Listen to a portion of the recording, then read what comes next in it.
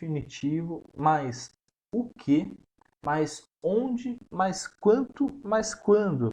Por exemplo, ao lidar com a primeira questão, o que queremos realizar, devemos ter em mente qual o objetivo da iniciativa de melhoria.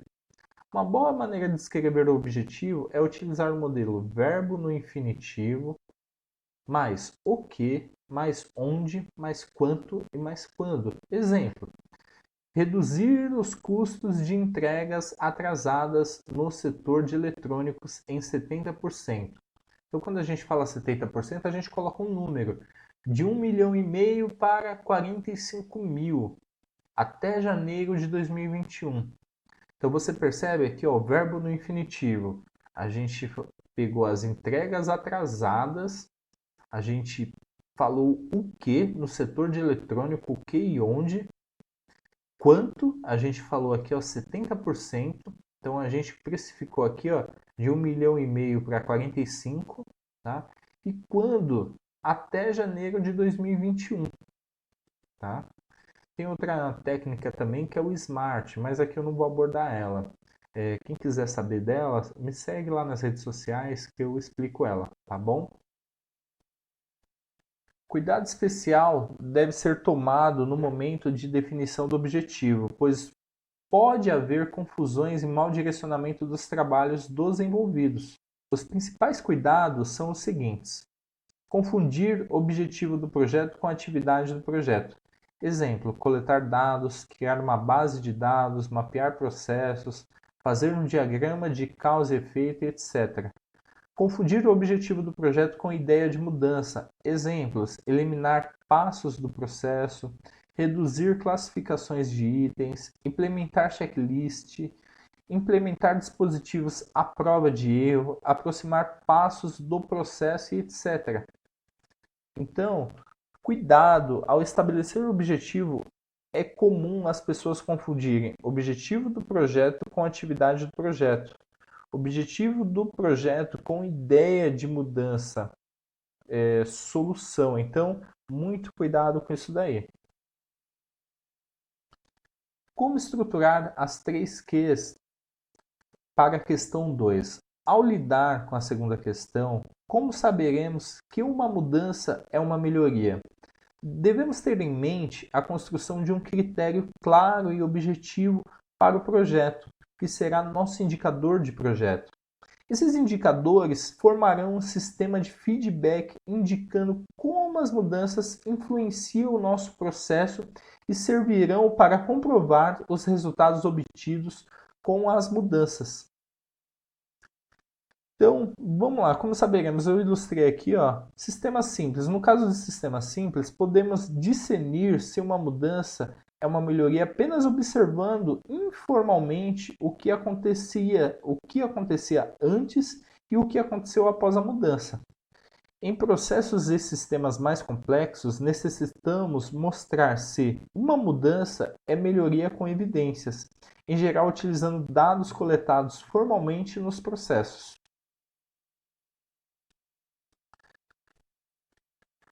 Suponha o exemplo do livro Modelo da Melhoria de 2011, em que uma mudança foi projetada para reduzir o tempo do ciclo de uma operação.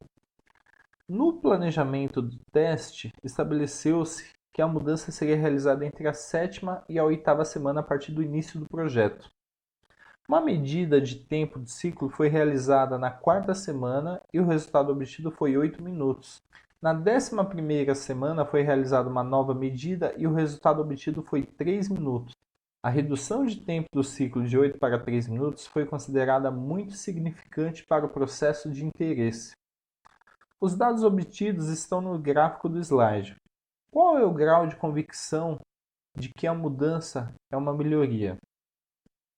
Então, gente, se interpretar aqui, se você fazer essa interpretação aqui, somente pegando antes e depois, você tem uma convicção que realmente mudou.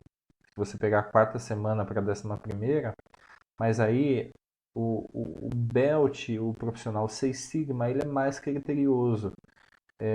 Quando eu falo isso, eu vou seguir aqui no próximo slide, aonde, por exemplo, nós coletamos todos temos os dados de todas as semanas e temos cada cenário aqui, identificando cada tempo de máquina aqui, para realmente entendermos se realmente se estamos convictos da mudança ou não, né? Então aqui, ó, prosseguindo. Com os dados do exemplo anterior, poderíamos gerar 6 cenários, conforme mostrado no slide. Em todos eles, o tempo de ciclo na quarta semana é de 8 minutos e de 3 minutos na 11ª semana.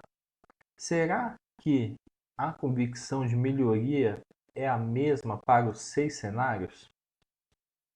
Então, prosseguindo aqui, por que eu faço essa pergunta? Aí entra agora a diferença do Belt. O Belt ele não vai somente para aquele dado lá. Agora sim, ó. Quando analisamos um indicador, normalmente será necessário coletar uma quantidade de pontos antes e depois para decidirmos quando uma mudança foi uma melhoria.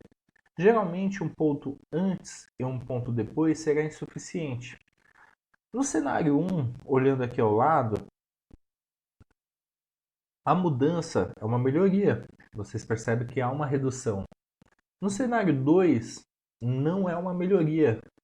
Vê o tanto de estabilidade subindo e descendo, não tem uma linha decrescente. No cenário 3, o indicador já vinha caindo, né? Não foi a nossa mudança que causou melhoria, algo já estava acontecendo aqui. Percebe, ó, que ele já vinha numa tendência a cair, né? No cenário 4, a mudança causou um impacto positivo e significativo, mas não duradouro, e a melhoria não foi obtida. Percebe, ó? Teve uma queda, mas depois, ó, retomou. No cenário 5, a melhoria aconteceu antes da nossa mudança. Em projetos de melhoria, um fator importante é o aprendizado de quanto atingimos nosso objetivo. Se descobrirmos como melhorar algum processo, podemos replicar o conhecimento para outras atividades da empresa. Tá vendo? Ó? Antes da melhoria, ó. No cenário 6, agimos sobre uma causa especial, desperdiçando recursos. Nesses casos, a ação deve ser pontual. Legal, né? Então, gente, isso serve como análise para você entender, por exemplo, não caia muito nessas ciladas. Por exemplo, até quem é gestor, quem estiver fazendo curso ou quem está se preparando para tal, não pegue um gráfico onde você pega, por exemplo, você mostra na quarta semana e na 11ª. E aí, se você analisar aqui, ó, você vê que aqui teve uma coincidência de todos estarem no mesmo pico, ó, tá vendo? No mesmo dado. Mas quando você analisa que realmente aqui gráfico a gráfico, ciclo a ciclo, ó, você percebe realmente se teve a mudança ou não, tá? Então, muito ligado nisso, tá bom? Então, o Belt tem essa função dentro da empresa, ser uma pessoa crítica a quanto a esses dados aqui, ok? Definição operacional de melhoria. Da discussão anterior, podemos criar uma definição operacional de melhoria. Melhoria é impacto positivo, relevante e duradouro produzido por mudanças, realizada de forma intencional em indicadores de projeto. Em esforços de melhoria, precisamos, ao final do projeto, apresentar um gráfico que apresente o indicador ao longo do tempo para comparar os resultados gerados pelo projeto. Então, o que a gente mostra aqui? Ó? O impacto positivo e relevante, a gente entender se ele é duradouro, né? Indicadores, né? Sempre mostrar em forma de indicadores para a gente ter isso daqui realmente registrado, não por feeling, sentimento, ou eu acordei bem hoje e acho que mudou, não. Eu já vi isso em indústrias e se você pergunta para a pessoa, mas você produz quanto? Não sei. Hoje está bem melhor a produção, mas melhor quanto? Tem que saber, tem que ter números, falar com dados. Produzido por mudanças realizadas de forma intencional, tá? Então, olha que legal. Os indicadores de projetos de melhoria podem ser de dois tipos. Veja a seguir. Indicador de resultado, indicam se estamos atingindo o nosso objetivo. Indicador de equilíbrio, indicam se estamos piorando outra parte do sistema para atingir nosso objetivo. Por exemplo, pode ser bastante fácil aumentar o nível de serviço de um distribuidor apenas aumentando o volume de estoque. Então, você aumentando o estoque, você está aumentando o custo. Então tem que ser trabalhar ali em equilíbrio. Então por isso que é importante analisar o predecessor desse gráfico, desse processo que você vem trabalhando. Cada tipo de indicador fornece um aprendizado diferente, portanto, pode ser útil incluir pelo menos um indicador a cada tipo em um projeto de melhoria. Então, indicadores de resultado. A mudança estão levando à melhoria? Essa é a pergunta que você deve fazer aqui. Está levando à melhoria? Indicadores de equilíbrio são contraindicadores, é onde você contesta e vê aí o ciclo de forma mais, vamos falar assim, de forma mais geral, né? Como estruturar a questão 3 agora, né? Que mudanças podemos fazer que resultarão em melhoria, né? Então vamos lá. Ao lidar com a terceira questão, quais mudanças podemos fazer que resultarão em melhoria? Devemos ter em mente que é preciso de mudanças no processo se desejamos melhorá-lo. Um bom processo é aquele em que as pessoas têm facilidade de fazer as coisas certas e dificuldades de cometer erros. Isso também vale para produtos. As ideias para obtermos boas mudanças nos produtos e processos podem vir de 5 meios: análise crítica sobre o processo ou produto atual, sabe? Olhar o seu produto ou processo e ver realmente se aquilo está bom ou não. Benchmark, entender como seu concorrente, sua empresa amiga, vizinha trabalha para ver se você está seguindo um parâmetro. Tente buscar a melhor do mercado, porque isso acaba realmente dando um tapa na cara se você está indo de forma correta ou não. Uso de novas tecnologias, sempre busque novas tecnologias. Gente, eu digo isso por experiência. O que fez, por exemplo, hoje no nicho que eu atuo, ver e enxergar um oceano azul, sabe, livre, sem concorrência, foi novas tecnologias. Sempre busque isso, tá? Então, o profissional Belt, a partir desse momento, você é responsável por isso também, tá? Fica no seu colo isso daí. Pensamento criativo, sempre. Uso de conceitos de mudança, tá? Então, gente, eu coloquei aqui, ó, ilustrei aqui ao lado também, tá bom? Então, adote bem isso daqui, tá? Esses dois principais aqui, ó, esses três aqui, ó. Na verdade, os 5 são importantes, né? Então, adote isso daí, porque isso realmente traz resultados, tá? Modelo de melhoria PDSA. Então, vamos lá. Lembre-se da relação entre mudanças e melhoria. Fazer melhoria é a busca de boas mudanças. Boas mudanças resultam da aplicação de conhecimento sobre o processo e conhecimento é o fruto do aprendizado. O aprendizado das pessoas sobre os processos é realizado de forma mais eficiente e eficaz pelo uso do método científico. O ciclo PDSA é o componente do modelo de melhoria que guia o aprendizado. Melhoria versus conhecimento. Em projetos de melhoria, é importante aprendermos de maneira rápida e uma boa maneira de fazer isso acontecer é utilizar o método científico. Mas como funciona o método científico? Tudo começa e termina com questões. Ponto.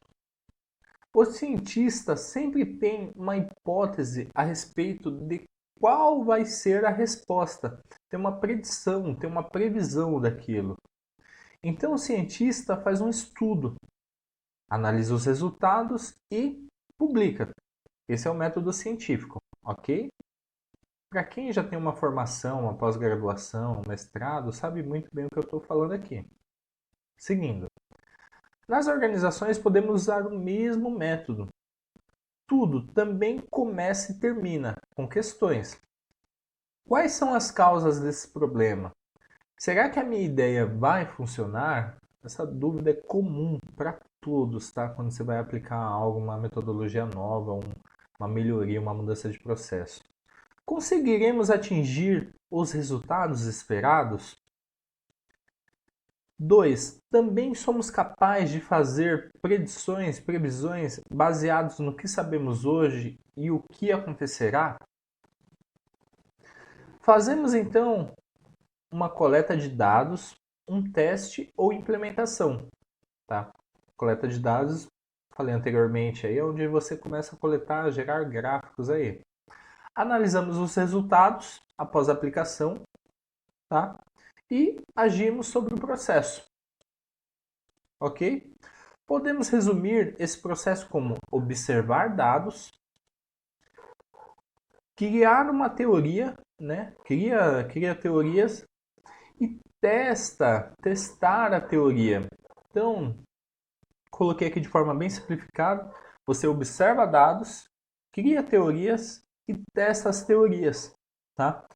Gente, uma dica, use isso de forma paralela à sua linha de produção, ao que você tem como empreendimento do seu dia a dia aí. Use de forma paralela. Observe os dados, você já deve ter conhecimento bastante, bem aprofundado da área. Crie uma teoria, entendeu? E aplica ela. Faz o planejamento e coloque ela para rodar, usar, testar. E aí com isso, o que acontece? Se ela der certo, novo processo aí, uma melhoria implementada, ok? Ciclo PDSA, tá? Não é PDCA, é PDSA. Para ajudar as pessoas a organizar essas etapas nos estudos de melhoria dentro das organizações, é importante utilizar o ciclo PDSA. Em cada fase do ciclo, temos tarefas que nos levam na direção do aprendizado.